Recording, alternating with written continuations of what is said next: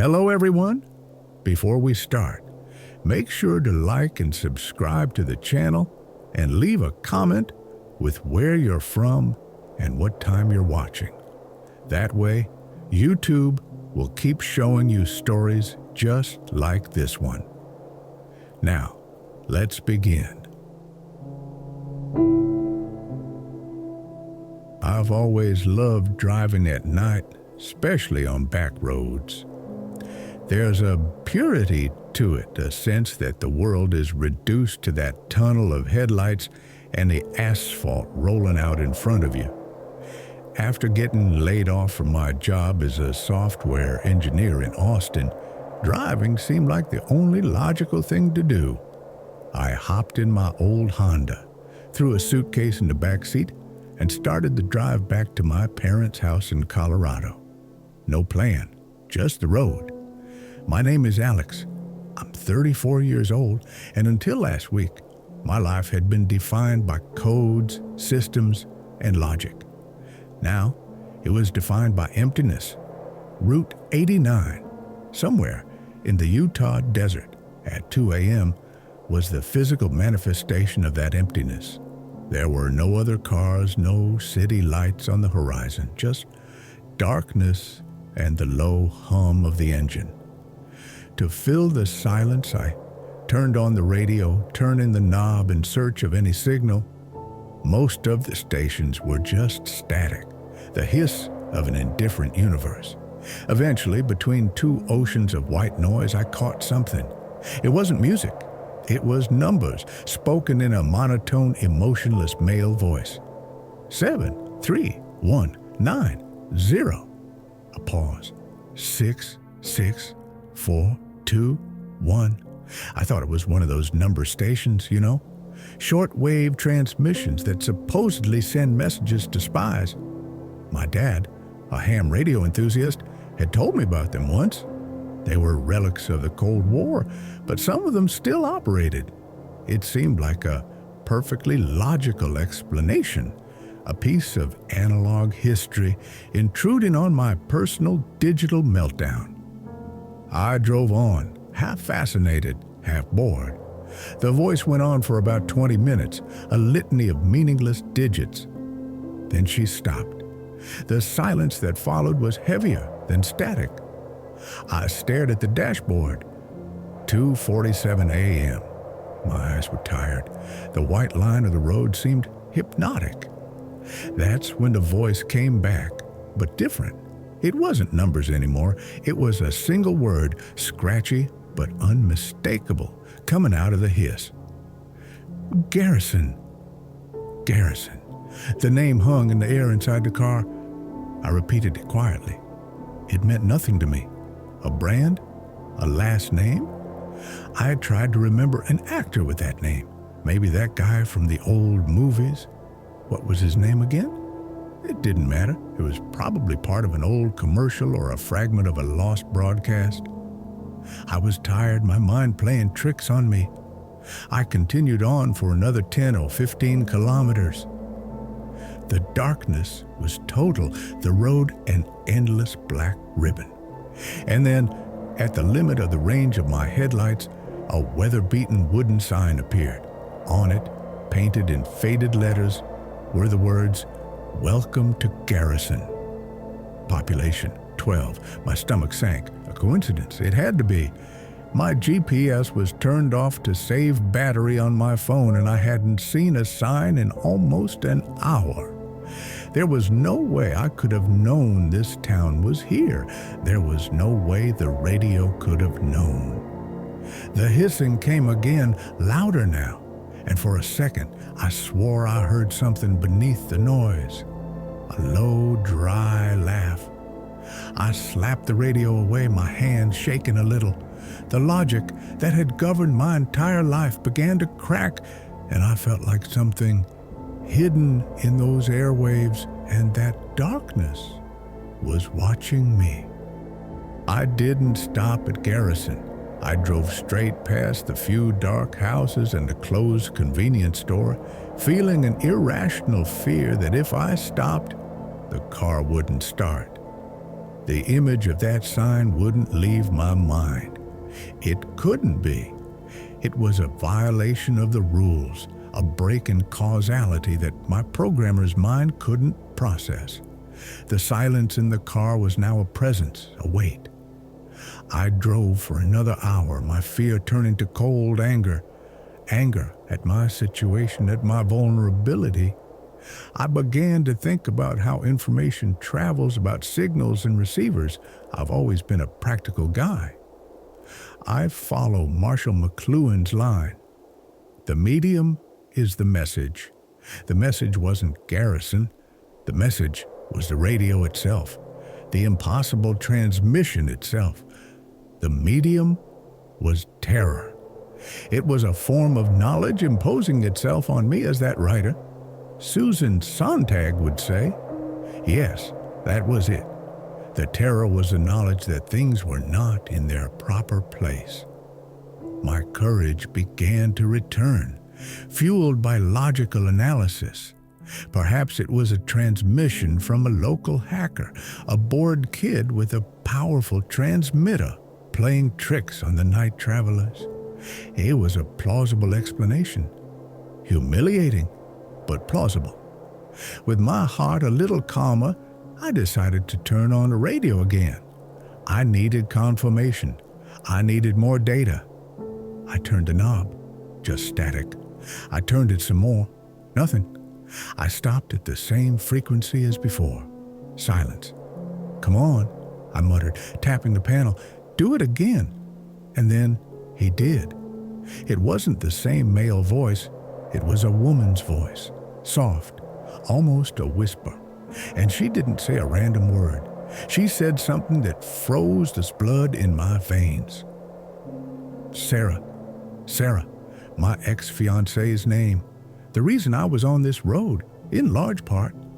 We'd broken up 6 months ago, and the pain was still an open wound. No one on this deserted road could possibly know that name. It was impossible. The terror came back full force, a punch in the gut. This wasn't a hacker. This was something different, something that shouldn't exist. In a panic, I tried to turn off the radio, but the button wouldn't work. The voice continued, now mixed with the sound of soft crying. Sarah's crying the night I left. Memories I had buried deep were being transmitted back to me through the desert air. Desperately, I ripped the front of the radio panel off with my hands, cutting my fingers on the plastic.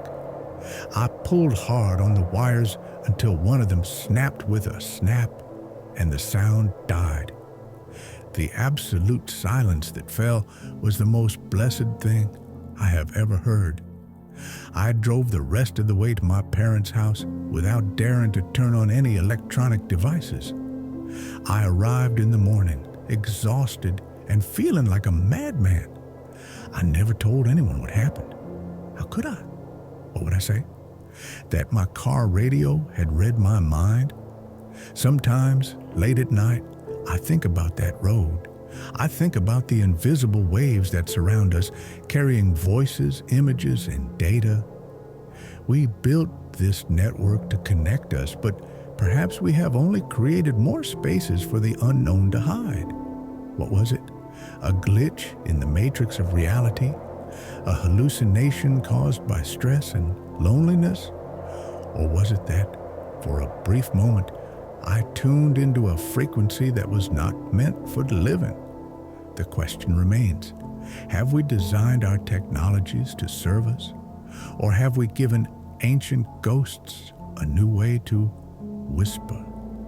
Perhaps, as my grandfather used to say after fixing something broken, some things just don't want to be fixed. I've always believed that a father's greatest duty was to build a safe haven for his family.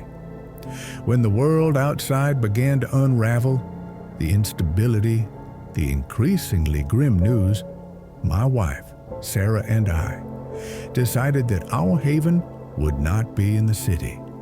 We bought 40 acres of land in the heart of the Ozarks in Arkansas through a website. A rustic cabin, a well, total seclusion. A place for our 8-year-old daughter Lily to grow up away from the madness. My name is David, and the mistake of my life was believing that madness had a fixed address. The trip was the last adventure of our old life. We drove across the country, the trailer swaying behind our truck, filled with nervous hope.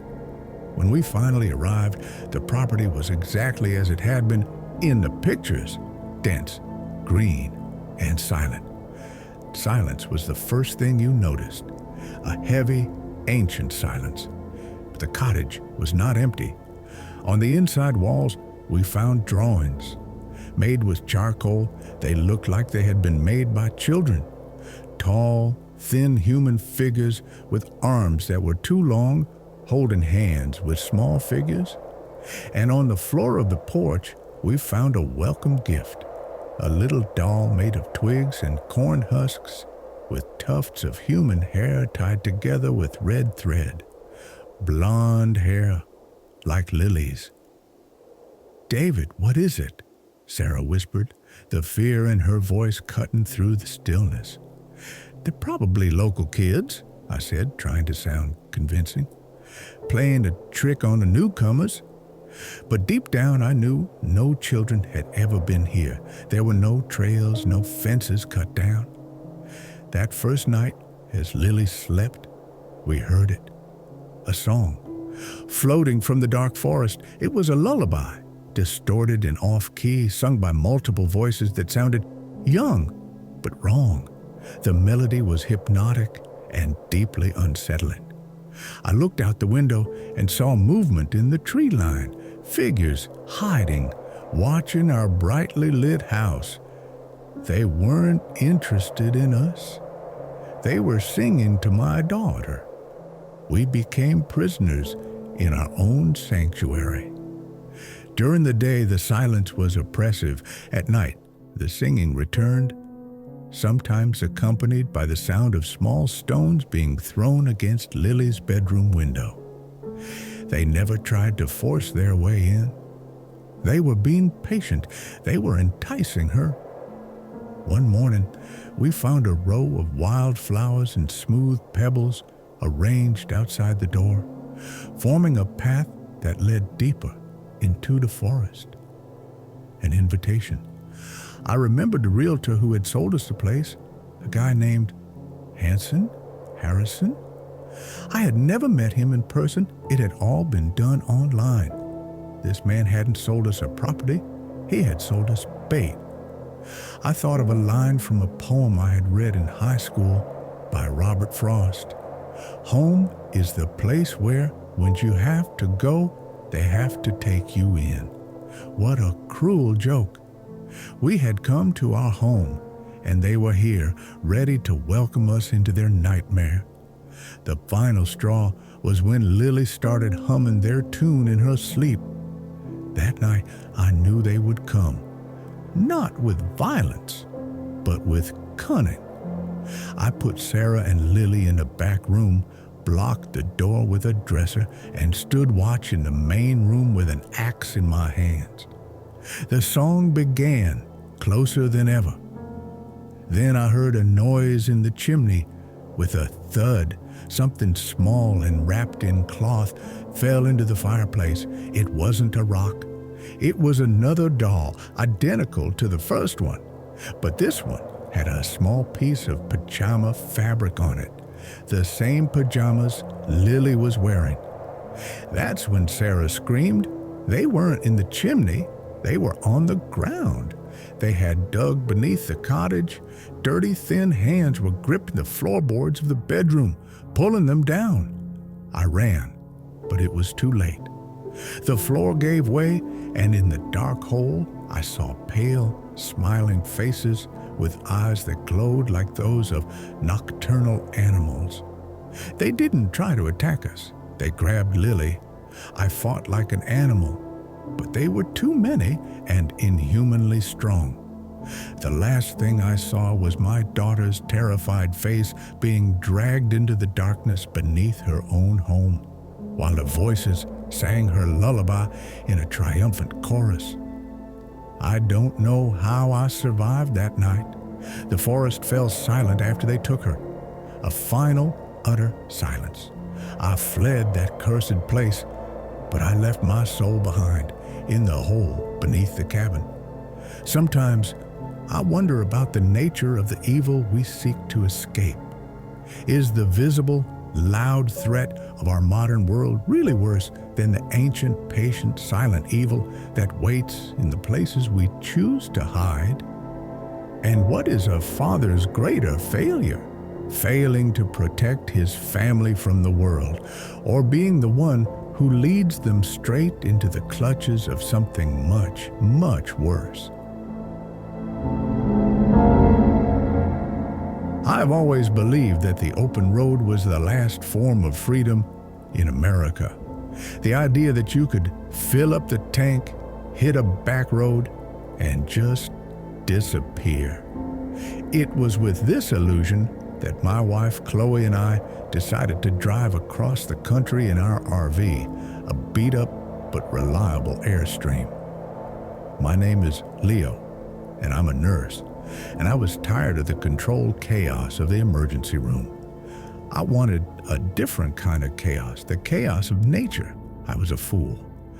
We were somewhere in the big, empty nothingness of western Nevada, the desert, Mojave, or the Great Basin. I can never remember. The sun was a bronze hammer, and the trailer's air conditioning had died an hour ago. That's when we heard the tire blow. The sound was like a gunshot, followed by the thud of disintegrating rubber and the trailer swaying violently before coming to a stop on the edge of a steep incline known as Rattlesnake Grade. Outside, the heat was a wall. There was no cell phone signal, no cars passed by. We were alone, or so we thought. As I struggled with the rusty spare tire, Chloe, who had a sharper eye than I did, tensed. "Leo," she whispered, "someone's watching us." I looked up at the barren, rocky hills surrounding us. I saw nothing but rocks and gnarled cacti. "It's the heat, honey. It plays tricks on us." But she persisted, pointing. "Up there, near that rock that looks like a skull." I strained my eyes, and then I saw it. A movement, a figure, thin and tall, standing against the sky. The silhouette was human, but it moved with a strange fluidity, almost like an insect. Then another appeared beside it. They made no sound. They just watched. There was a terrible patience in their stillness. "Okay, let's finish this quickly," I said, my heart starting to race. But it was too late.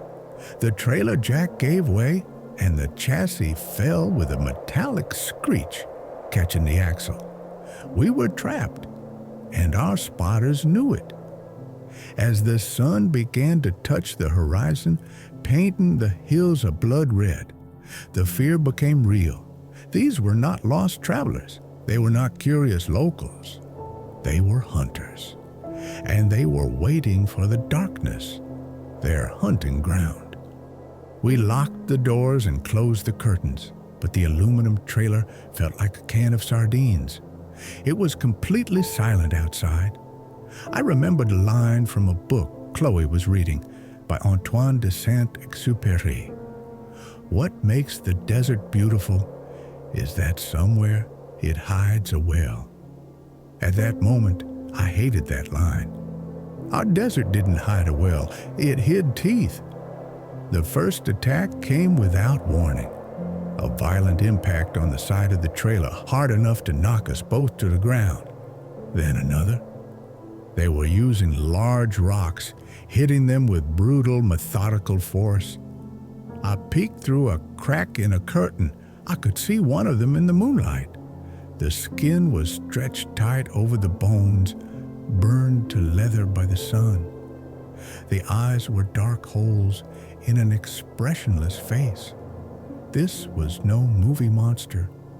This was something worse, a human being reduced to its most predatory form.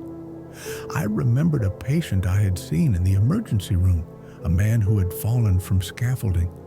There was panic and pain in his eyes. In that creature's eyes, there was nothing, just hunger.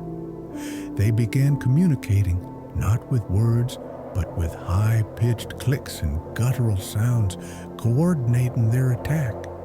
They rocked the trailer, trying to tip it toward the canyon. Chloe and I clung to the furniture, our weight, the only thing holding them back. That was when we heard the sound of glass breaking. The small bathroom window. A thin, filthy arm reached in, groping at the air. I handed Chloe the only weapon we had, a crowbar, and grabbed a kitchen knife. "Stay behind me," I said, the most useless thing I'd ever said. The arm retracted, and a face appeared in the broken window. Its teeth were sharp, filed to points. It hissed at us, and the sound was not human. That was the moment hope died. There would be no negotiation. There would be no mercy. In a last, desperate effort, as they braced themselves for the final push, I turned on the trailer's headlights and horn. The sudden sound and light seemed to startle them. I heard their clicking become frantic and saw their shadows retreating into the hills. We didn't wait. I grabbed Chloe's hand and we walked out the door. We ran down the dark road, not looking back, expecting every second to feel claws on our shoulders. We ran for hours until the lights of a gas station appeared on the horizon like the promise of a world we had forgotten. We survived, but the man who came back from that road is not the same man who started it. America is not the open road and freedom. It is a thin layer of asphalt over a desert that is always hungry.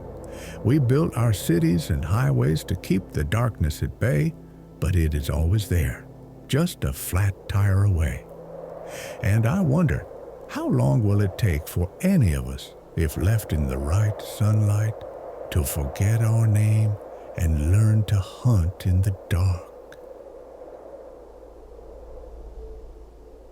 My college botany professor used to say that no amount of pictures in a textbook can prepare you for the vastness of an old-growth forest. He was right. My name is Sam, and I was on a research trip through the temperate forests of Oregon, hunting for a rare type of moss that grows only on fallen Douglas fir trees. It was a kind of solitude I was seeking, a communion with something older than man. I've always thought that nature, in its purest form, was a place of logic, a perfect ecosystem.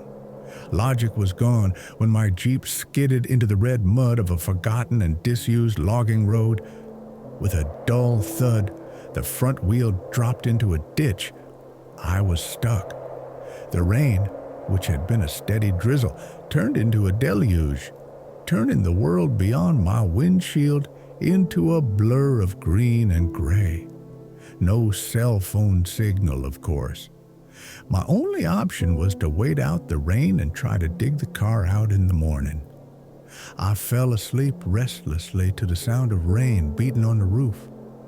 When I woke up to a gray, damp day, something was wrong. The passenger door was ajar. My cooler of food, which was on the seat, was gone. And the strangest thing, the spare tire that was attached to the back of the Jeep was also gone. There were no footprints in the mud except mine. Whoever had done this was silent, efficient, and knew the terrain better than any animal.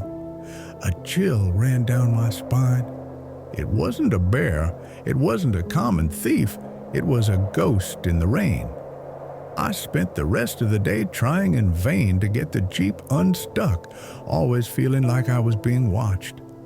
I stared at the dense forest, at the giant ferns and the tree trunks covered in moss, the color of, what was the name of that rare moss I was looking for?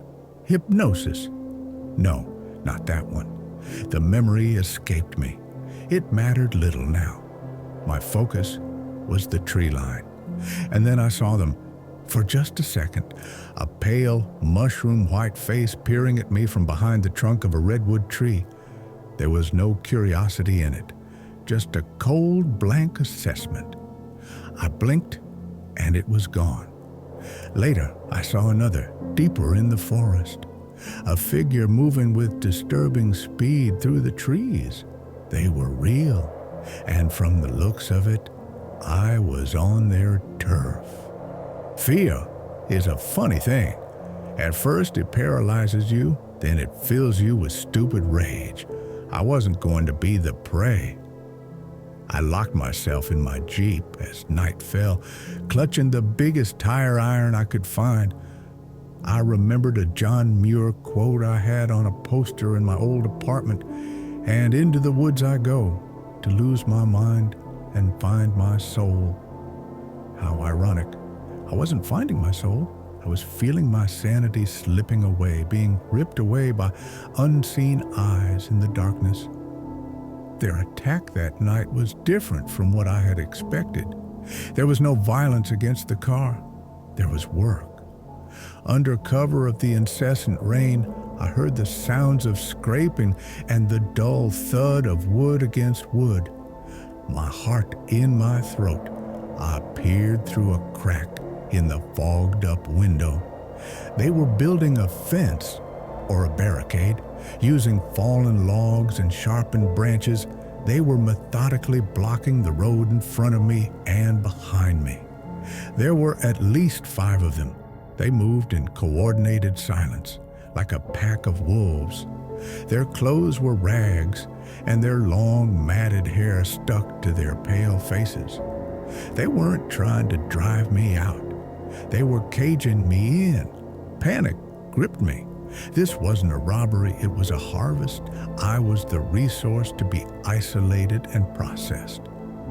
With shaking hands, I gathered my essential gear into a backpack, a pocket knife, a lighter, a map.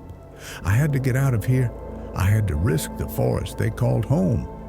I smashed the driver's side window, the sound like thunder in the stillness of the night. The sounds of work stopped. All heads turned toward me. Without hesitation, I jumped out and ran into the darkness of the forest in the opposite direction from them. I heard their screams behind me, a mix of whistles and guttural clicks, the sound of the hunt. I ran aimlessly, falling, getting up, my lungs burning. The forest I had come to study became a deadly green maze. Every shadow seemed like a figure, every snap of a twig a footstep reaching me. Somehow, I survived the night. I found another logging road at dawn and followed it until I passed out from exhaustion. A group of loggers found me hours later. They told me stories of people disappearing in those woods, of families cut off by the Great Depression who never left. There are places out there that haven't seen an outsider in 100 years, the oldest one said. God knows what they've become. I know what they have become. They have become the forest, adapted, silent, and patient. We look at untouched nature and see purity. But perhaps we are wrong. Perhaps untouched nature is simply a place where our worst instincts have had a century to grow undisturbed. And that brings me to a question that echoes in my nightmares. When a forest is left alone for too long, what grows in it besides the trees? My late husband, Dan, used to say that freedom wasn't a place, it was a speed. That point where the hum of the motorcycle engine drowns out all thoughts and the landscape becomes a blur. My name is Maya. I'm a mechanic, and after he passed away, the only way I could feel his presence was in the wind, in the vibration of our shared motorcycle. So I hit the road. A morning trip down Route 66, trying to find that speed he loved so much. In the middle of nowhere in the Texas Panhandle, where the sky is vast and the land is a hot straight line, I saw her for the first time. A silhouette in my rearview mirror. Another biker, normal. But he stood there for an hour, keeping a perfect distance, the black blur dancing in the mirage of heat. Then another bike joined him. Neither tried to pass. A chill ran down my spine, despite the 105-degree heat. This wasn't company. It was escort. I purposefully took the exit onto a double-digit state road, one of those forgotten detours that led to nowhere. They followed me.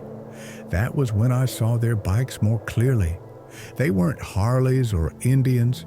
They were metal skeletons, cobbled together with barbed wire and rusty parts. The one in front had a calf skull strapped to the handlebars. The riders wore rough leather masks, sewn together, so that there were no features except slits for the eyes. They weren't bikers. They were something the road had birthed and abandoned. The chase was on. They were in no hurry.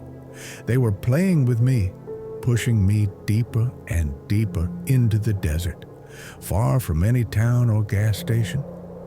I remembered a quote Dan loved from some crazy author, that Hunter S. Thompson. Faster, faster, until the thrill of speed overcomes the fear of death. He was wrong. Speed, now era. The fear of death, and it was coming after me. They hunted me for hours under the relentless sun. My gas tank was dangerously low. My hands, once steady on any engine, shook with exhaustion and terror. I was a mechanic. I understood machines, but I did not understand the men who fused with them in this way. I remembered riding with Dan through the California mountains one day, the smell of pine in the air, his laughter muffled by his helmet, the feeling of total safety. That memory was torture now, a ghost of a world that no longer existed. I should have stopped at the last town. What was it called? Stanton? No, it was another one, Sentosa. The memory vanished like smoke. On a straight stretch of road, they decided the game was over. One of them pulled up alongside me. Through the slit in his mask, I saw an eye that didn't look human, bloodshot, glassy, unblinking. He held up a metal pipe. It was now or never. I did the only thing I could. I pulled the choke cable, flooding the carburetor. The bike sputtered, releasing a cloud of black smoke and slowing down abruptly. The rider next to me, caught off guard by my maneuver, passed me by. At the same moment, I straightened the bike and accelerated full throttle, taking advantage of that brief moment of disorganization. The leader, the one with the bull's skull, whom I had called the Vulture King in my mind, came after me. I could hear the high, sickening sound of his engine. I saw a dirt road ahead, a trail that was barely visible. In an act of desperation, I swerved. The bike skidded, throwing me hard onto the rocky ground. I rolled away as my bike, the last thing I had of Dan, hit a rock and fell silent. The Vulture King stopped at the trailhead, his masthead tilted. He stared at me for a long moment. Then, without a sound, he turned and headed back down the road, followed by the other. They didn't want me. They wanted the hunt. The hunt was over. I stood there, hurt, alone, watching them disappear over the horizon. They were not of the forest or the desert. They were creatures of the road itself, of the asphalt and the gasoline. Predators who hunt not for food, but for the act of pursuit. I think of the freedom we seek on the road and wonder if we are simply offering ourselves to older, crueler gods. And what happens to men who live on the road too long, who forget how to be men and become just another part of the machine, driven only by instinct and cruelty? My dad always said that true friendship is measured in miles, not years, that the road reveals the real you. We were testing that theory. Me, Jake, the pragmatist of the group. Liam, my best friend since childhood, hot-headed and impulsive. His girlfriend Chloe, who was the most resourceful of all of us, always with a plan. And Beth, Chloe's friend, quiet, anxious, the emotional barometer of our little group. Our destination was an indie music festival somewhere in Montana, but the real goal was the road trip itself, in our 80s Volkswagen van, which we nicknamed the Beast. The Beast died in the Badlands of South Dakota. It wasn't a sudden event. It had started hours earlier on a back road we'd taken to cut across the road. There was a loud, violent thud beneath the car. We stopped, and Liam and I looked underneath. But in the tangle of old axles and pipes, we couldn't see anything wrong. "Must have been a rock," Liam said with his usual confidence. We kept going, but the van began to behave strangely. A whine from the engine, a loss of power that grew worse with every mile. Finally, with a sound of metal breaking, the engine stopped. The silence that followed was absolute. We were stranded in a shallow valley surrounded by hills of rock and clay that looked like the bones of dead giants. The afternoon sun was merciless. There was no cell phone signal. There was not a single sign of life, not even a bird. The road, both forward and backward, was empty as far as the eye could see. I remembered a time when I had been lost in a forest as a child. The panic of being alone was one thing, but being lost with 3 other people, each a mirror of my own growing fear, was infinitely worse. "I knew we should have stayed on the interstate," Beth said, biting her nails. "And I told you this shortcut would save 6 hours," Liam said defensively. "How was I supposed to know the van would break down?" "It wasn't the van that broke. Something broke the van," Chloe said quietly. She'd found it, a tear in the oil pan, a jagged wound that had drained the life from our engine. And embedded in the rubber of one of the rear tires, we'd found the cause. A cruel metal object, like a sadistic child's toy. 3 sharp spikes welded to a heavy base. A hedgehog, designed to puncture tires and, in our case, disembowel the underside of the car. That was not an accident. It was a trap. Realization settled over us like a shroud. We weren't simply stranded. We had been deliberately incapacitated and stopped right there in that exact spot. And the vast emptiness surrounding us suddenly didn't feel empty anymore. It felt like a stage, and we were the main attraction. Night was coming, and with it, the palpable sense that we weren't alone. We were being watched by eyes that wanted us right where we were, helpless, scared, and trapped. The road wasn't empty. It had simply taken its toll. The first night was a test of nerves. Locked in the van, each click of the cooling metal sounded like a footstep. Liam wanted to light a fire, to be aggressive.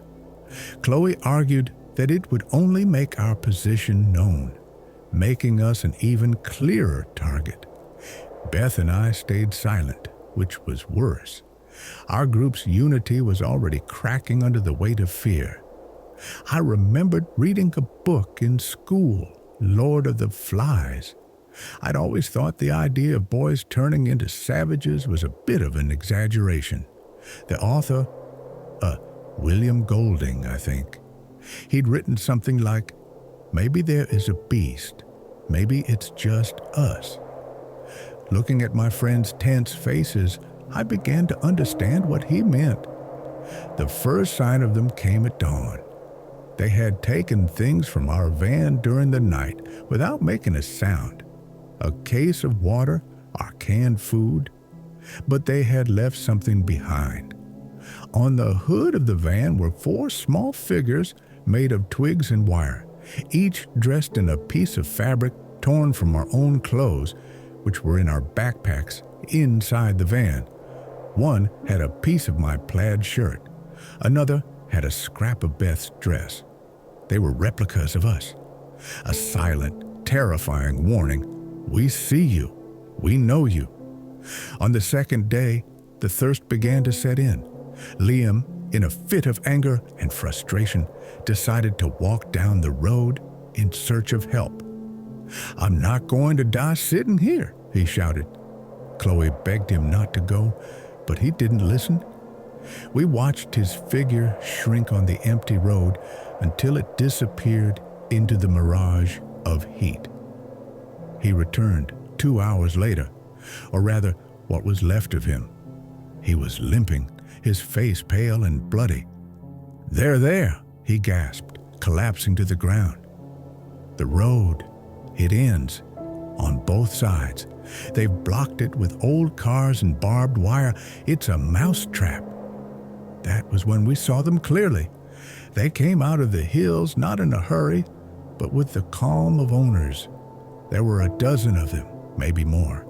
Thin men and women, their skin tanned by the sun and their clothes in tatters.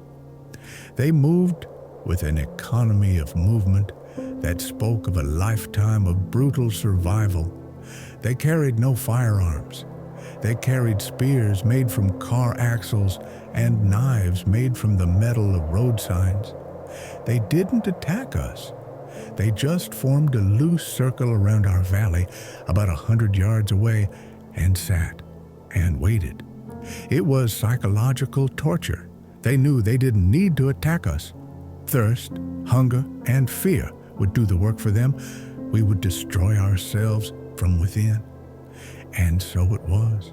Liam, delirious with grief and rage, began shouting insults at them. Beth fell into a catatonic state of weeping. Chloe and I tried to remain calm, but hope was a resource that was running out faster than water. We were becoming the beast Golding described. On the third night, they closed in on us. The circle closed. We knew it was the end. In a final act of defiance, we climbed out of the van to face them together. But we were no longer a group of friends. We were 4 terrified strangers, united only by the imminent end. I don't remember the fight. I remember the screams. I remember the surprising strength in those calloused hands.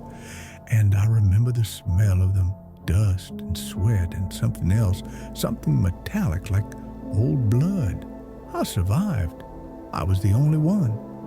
A patrolman found me days later, wandering the desert, dehydrated and in shock. He told me that this area was to be avoided, that people simply disappeared. "It's as if the road itself is taxing you," he said. He was right. The road is a snake. And the question that keeps me awake isn't about the creatures out there. It's about us. How long does it take for civilization to crumble? How many hours of thirst and fear does it take for friends to become strangers and men to become animals, fighting for a last drink of water in a rusty van? The beast wasn't just in the hills. It was inside the beast all along. In my line of work, you learn that the map of America is full of little holes, places where the rules of the normal world have frayed and disappeared. My name is Frank, and my job is to go to those holes and reclaim what's owed to me. I'm a repossession agent. For 10 years, I've driven forgotten roads, reclaiming cars, boats, and once even a carousel from a bankrupt amusement park. I thought I'd seen it all. Arrogance is a costly sin. The job had been strange from the start, repossessing a John Deere combine from a farming commune in a remote corner of Nebraska called Siloam. The group had bought the equipment with a hefty loan, and after a single payment, they went silent. No phone calls, no emails, no responses to certified mail. The finance company was offering a triple bonus, hazard pay, as they called it. My boss's name, Hemlock, Hemmings, it didn't matter. The money he offered spoke louder than any name. I should have listened to the silence. The drive itself was the prelude. The farther I got from the interstate, the more the world seemed to fall apart. The towns I passed were skeletons, gas stations with rusting pumps, stores with broken windows. In one, all the windows of the houses were painted black. In another, strange totems made of corn cobs and strips of rusted metal blocked the side streets. I felt the weight of stairs from empty windows, a sense that I was crossing into territory where I was not welcome. I remembered a job in Detroit gone wrong, a fight with 3 brothers over a Camaro. It was violent, quick, and understandable. That was human. This guarded solitude was something else. I arrived in Siloam late in the afternoon. There were no fences, no gates, just fields of corn stretching to the horizon, so tall and dense they looked like green walls. In the center was a cluster of buildings, a large barn, a farmhouse, and a few smaller structures. And in the middle of it all, there it was, the John Deere combine. But it was not abandoned. It was transformed. Someone had turned it into some kind of idol. Animal bones, polished to a shine, were tied to its frame. Strips of mirror-like metal hung from its blades, slowly turning in the wind. And sitting in the dust around it, in a perfect circle, were the people of Siloam. There were about 30 people, all dressed in plain, colorless jumpsuits, men, women, children, and they were all looking at me. No one said a word as I got out of my truck. There were no smiles, no waves, no open hostility, just a collective, passive, appraising stare. It was the look of a butcher on a piece of meat. I felt my car engine go cold and my blood ran cold. I wasn't here to steal a machine. I was an intruder in an open-air church, and my presence was blasphemy. Their silence was the loudest thing I had ever heard. I tried to follow protocol. I got out of the truck, clipboard in hand, and walked toward the oldest man in the group. "Gentlemen," I began, my voice sounding unnaturally loud in the silence, "I am here on behalf of Agrofin." He didn't answer me. No one moved. Their collective gaze didn't waver. It was like talking to a wall of statues. The children in particular were the most disturbing. They didn't move. They didn't whisper. They just stood there, their eyes fixed on me, their faces devoid of any childlike emotion. Normalcy was completely absent. I stood there for an hour trying to argue, to explain, to threaten legal action. My words were drowned out by the silence and the endless cornfield.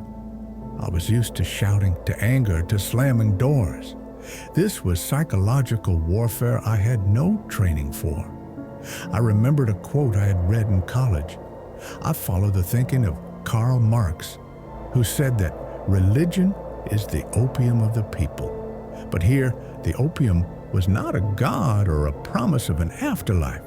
The opium was the silence, the unity of purpose that bound them together. And I was on the outside, the only noise in a silent world. I decided the bonus wasn't worth it. "Okay, forget it," I said finally, raising my hands in surrender. "It's yours."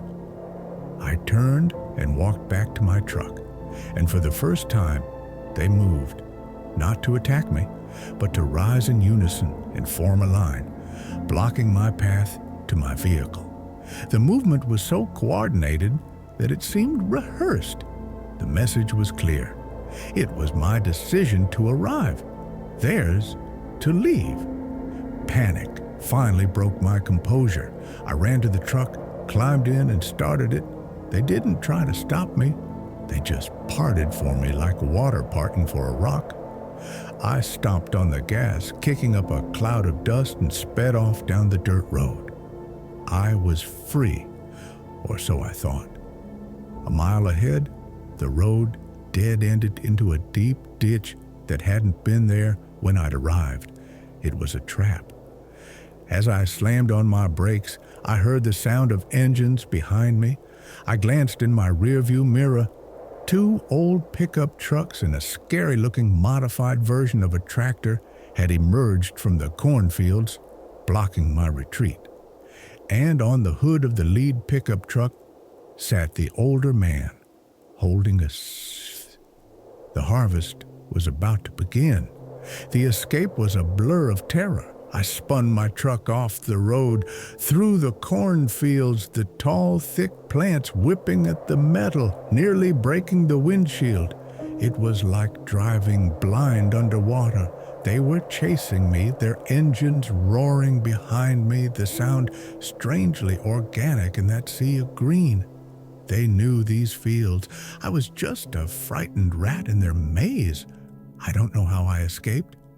A tire blew, I hit something, and the rest is a blur of running on foot, stumbling in the dark, the sound of the chase echoing all around. I was found on the side of a highway 2 days later by a truck driver.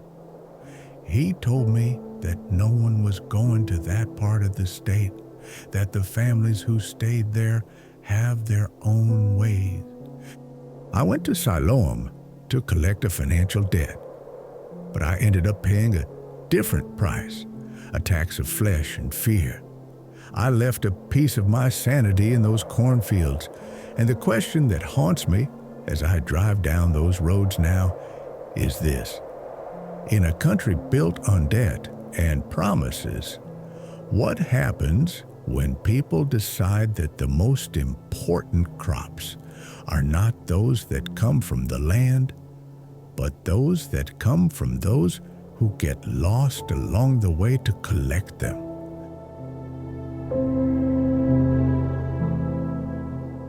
They say the first 30 days of freedom are the hardest. After 8 years in a concrete box at Parchment Penitentiary, the vastness of the Mississippi Delta should have been a relief, but freedom had its own weight. My name was Ray, and I was on a desperate trip south in a stolen 1994 Impala that was coughing like a terminally ill man. My destination was a place near Natchez where I had buried the money from a robbery gone wrong, the money that had cost me the better part of my life. Every mile was a bet against the police radio and the car's dying engine. I always thought hell was a place full of people, noise, and the constant pressure of other bodies. I follow Jean-Paul Sartre's line of thinking. Hell is other people. In prison, that phrase was my gospel. Every glance, every step in the hallway was a negotiation of power. But there, on those back roads in Mississippi, where the trees dripped kudzu vines, like the beards of drowned old men, and the cracked asphalt disappeared under the mud, I discovered that Sartre only told half the story. Hell can also be the silence and empty space where others should be. The Impala died in a place that had no name. With a final metallic gasp, it stopped, leaving me stranded in a sea of cottonwood and damp. The road ahead was covered in a thin layer of still green water. The air was heavy with the sweet smell of decay. There was no option but to walk. As I walked, I began to notice the other cars. There were plenty of them, abandoned on the side of the road. Some were recent models. All of them were stripped down in an odd way. It wasn't the work of parts thieves. The shells looked like they'd been gnawed on. The metal was covered in a mixture of rust and dried slime, and thick vines grew through the shattered windshields, as if the forest itself was digesting the vehicles. That was when I saw them. At first I thought they were tree stumps or mounds of mud in the ditch beside the road, but then one of them moved. It was a human figure, or one that had once been human, covered from head to toe in a layer of silt and rotting vegetate. The camouflage was perfect. It slowly rose to its feet, water dripping from its limbs, and looked at me. Its eyes were the only thing visible, pale and emotionless. Then farther away, another rose, and another. They didn't make a sound. They didn't run. They just started walking, keeping a distance parallel to me, keeping up with me from the ditches and fields. I remembered a guy I'd shared a cell with for a while, a guy from Biloxi. What was his name? Carter? Carson? He'd tell me stories about the swamps, about people who just disappear. I'd thought it was just prison talk. Now I could see the truth in their frightened eyes. These creatures weren't hunters. They were the landscape itself, alive and hungry, and the road was their stream, bringing food to its banks. The hike turned into a nightmare of endurance. The sun was setting, and the darkness of the delta was absolute, broken only by the occasional glint in the eyes of my silent companions. They were tireless. I, on the other hand, was at my limit. 8 years of confinement had atrophied my muscles and my will. Ironically, I began to miss the predictability of parchment. There, danger had a face, a name, and a motive. Here, danger was a whisper, a movement in the corner of the eye, a silence that promised violence. They guided me, I realized. With subtle movements, they kept me from veering off the road, funneling me toward a destination of their choosing. The road was no longer a path to my freedom and my money. It was a leash. The fear I felt was unlike anything else. It was a slow fear, like the growth of mold. At dawn, they led me to a clearing. In the center was an old Baptist church, its roof caved in and its walls covered in the same vegetation that covered them. And around the church was their graveyard, dozens of cars piled high and intertwined like bones in a catacomb. This was their nest, their slaughterhouse. It was there that they decided their journey was over. The circle closed. They emerged from the mud and trees, their bodies thin and strong, their skin mottled green and brown. I could see their faces now, human features, but devoid of anything I recognized as humanity. They were the faces of people who had become completely one with their predatory environment. I had no weapon, just my fists, and the desperation of a man who refused to die in a place like this. I fought. The fight was ugly, silent, and intimate. There were no war cries, just the sound of bodies hitting the mud and the crack of bones. They were no stronger than me, but they were relentless, like a tide. They could smell my exhaustion. I don't know how, but I managed to escape. I broke through their circle, ran through the rotting water, and didn't stop until the sound of the swamp was replaced by the roar of a truck on an elevated highway. I reached the other side, covered in mud and blood that wasn't all mine. I found my money a few days later. It's in my pocket now, but it doesn't feel real. It didn't set me free. It just bought me a ticket to a different prison, one made of memories and the knowledge of what lurks just beneath the surface of civilization. I spent 8 years dreaming of freedom, of open roads and vast skies. Now I get it. Freedom isn't the opposite of confinement. It's just walls that are farther away. And the question that eats at my soul every time I see an abandoned car on the side of the road is, what is freedom after all, if not the choice of a different prison with a different kind of monster watching you in the dark?